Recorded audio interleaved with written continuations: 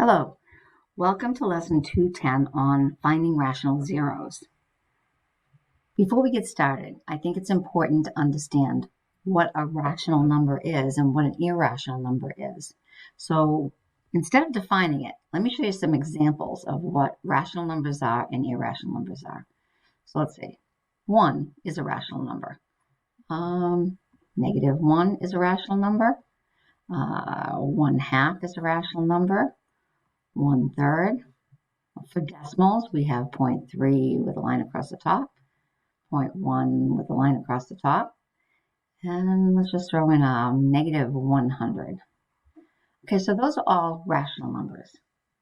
Irrational numbers, we have 5, which I don't know if any of you remember that from geometry, but that's the golden ratio, 1.61, ...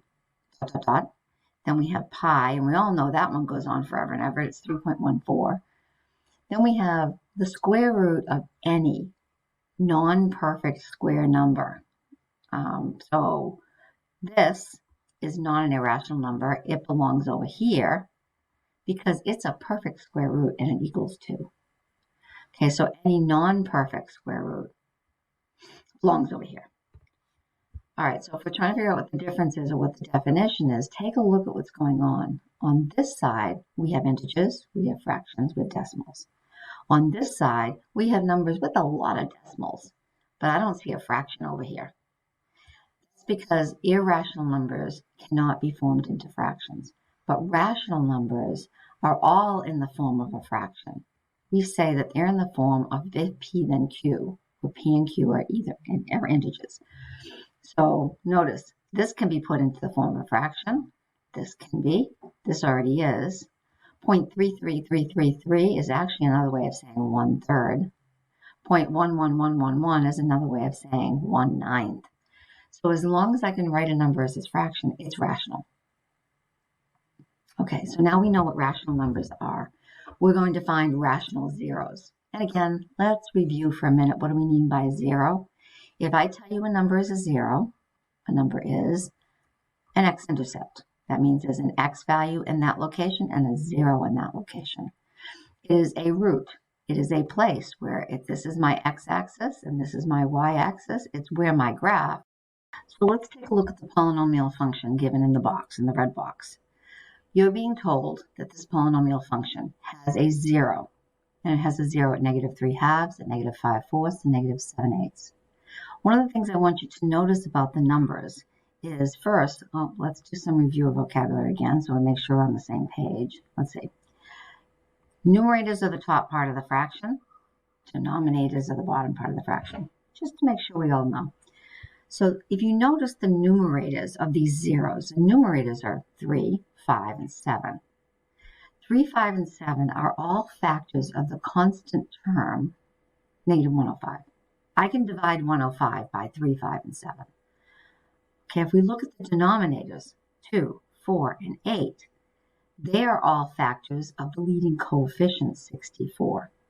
And that's not a coincidence. So if I'm looking for the zeros of a polynomial function, this is how I'm going to find them.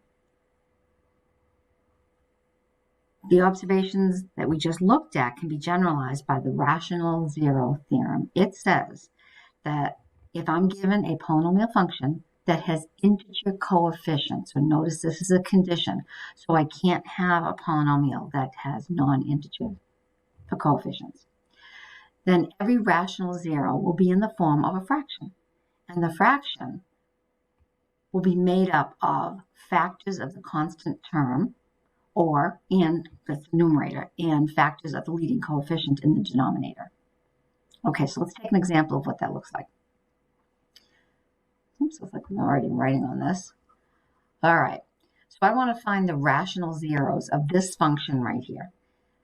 So remember, I'm using this up here where I say factors of the constant. So the way I remember it is I remember factors of the constant, so C on top, and the leading coefficient at the bottom. All right, so hopefully that makes sense in a few minutes. So I'm going to look first at the constant, and the constant is 12. So I'm going to make a list of all of my factors for 12. So I can divide 1 into 12, 2, 3 into 12, and I get these as factors. So my factors are 1, 2, 3, 4, 6, and 12. Then I look at my leading coefficient. My leading coefficient is nice and easy. It's just a 1. So when I'm making up my list of zeros, now this is the list of zeros that they gave us over here, I start by using my leading coefficient. I only have one of them. And that's what goes on the bottom. See, leading coefficient on the bottom. So I put a 1 on the bottom of each one of these 6 numbers. So 1, 2, 3, 4, 6, and 12. Those are my factors. Now notice it could be positive or negative, because what happens if 2 of my factors are negative? Well, I get a positive. If one of my factors is negative, I get a negative. So depending upon the combination, it could be positive or negative are my answers. So these are the possible zeros. So my zeros can be found from this list, which is sort of nice because now it's narrowed down the infinite number of zeros you could have for that polynomial to 1, 2, 3, 4, 5, 6 possible answers. Well, we're going to double that because they could be different signs. So what do we do then? We test them. I know that sounds tedious, but you're going to test your zeros using synthetic division. Okay, so I'm going to come up here and erase this so I get out of the way there. All right, so my first zero I'm going to test is 1. So I'm going to write down all of my, you can see here, the coefficient here is 1, 2, negative 11, 12. 1, 2, negative 11, 12, and I'm going to test as a 0, 1. So when I throw the 1 in, then I bring down my 1, multiply by 1, I get a 1 here. Add my numbers and I get a 3. Multiply by 3, subtract, add, and I get a negative 8. 1 times negative 8 goes here, and now I have, I got a remainder. So that means that that's not a 0. We come over here and do the exact same thing with negative 1, and this time we find that's a 0. Okay, so I just found that 0 here. How do I write that? Well, remember this column right here, this is, when I first wrote this in, this was the x to the third, this was the x to the second, this was the x, and this was a constant. Well, if I divide this by an x, then this is going to be x to the second, x, and my constant. So I come down here and I write 1x plus, 1x squared plus 1x minus 12. This, remember, we just tested this and we divided by negative 1. But when I write it as a factor, I write it as k, x minus k. So if x is negative 1, it would be x minus a negative 1, which is the same thing as saying positive. So this is always the opposite. So here I have my factors. But we're not done yet because we're pretty smart and we know how to do this. And we're going to find the factors of that last trinomial. So factors of negative 12 are 1 and 12, 2 and 6, 3 and 4, and we know that they have to equal a positive 1. So we can see this set right here, 3 and 4 are 1 away from each other. So if I make this the negative and this the positive, that should work out. So I'm placing these factors here, and we have x minus 3 and x plus 4. Now the last one down here, this comes from up here, remember. And now we have our 3 solutions. So let's move that up a little bit, see if I can, oops, there you go. Okay, so we have x is equal to negative 1. When we solve this for x is equal to 0, when we solve this for x is equal to 0, we get 3, and this is negative 4. All right, we're going to practice doing a couple of these. Okay, so the first question on your practice I'm not going to help you with. You're going to look at the definition of the rational theorem. So if I look here, it says rational zero theorem. Look at the definition of the rational zero theorem, and you should be able to answer this question. But I am going to do a couple of practice problems from below.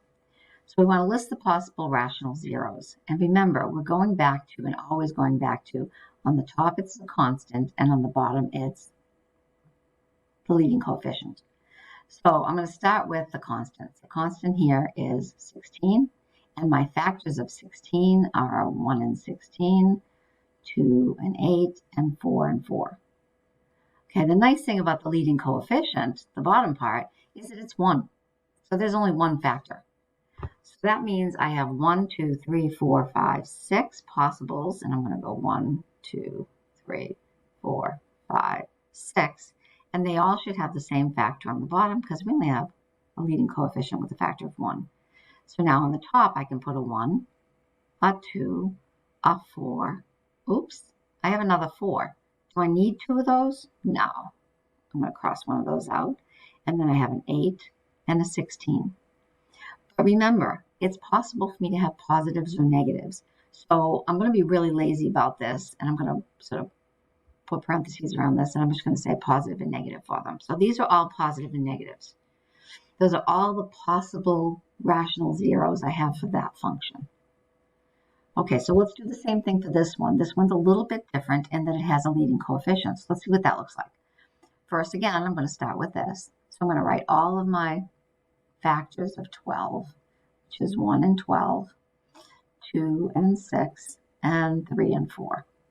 Okay, what do I have for leading coefficient factors? I have 1 and 3. That's all. Those are the only two factors that will divide into 3. All right, so I'm going to make a list. I have 1, 2, 3, 4, 5, 6 of these for the top. So 1, 2, 3, 4, 5, 6. All right, what goes at the bottom? Well, first I'm going to put a 1. 1, 1, 1, 1, 1, and 1. What goes at the top? All of my factors for constants. Well, 1, 2, 3, 4, 6, and 12. All right, let's do the same thing for a leading coefficient. Other factor is 3. So 1, 2, 3, 4, 5, 6, 3, 3, 3, 3, 3, and I'm going to put my numbers at the top. 1, 2, 3, 4, 6, and 12. Okay, now I'm going to see if there's any extras here. This is the number 1, 2, 3, 4, 6, and 12. Down here I have 1/3, 2/3. Oops, I got 3 over 3, which is the exact same thing as 1, so I can cancel that. I don't need that. I have 4/3. Now I have 6 over 3, which is the exact same thing as 3, and I already got that up there, so I don't need it again. And then I have 12 over 3, but I don't need that again because I already have a 4 up there.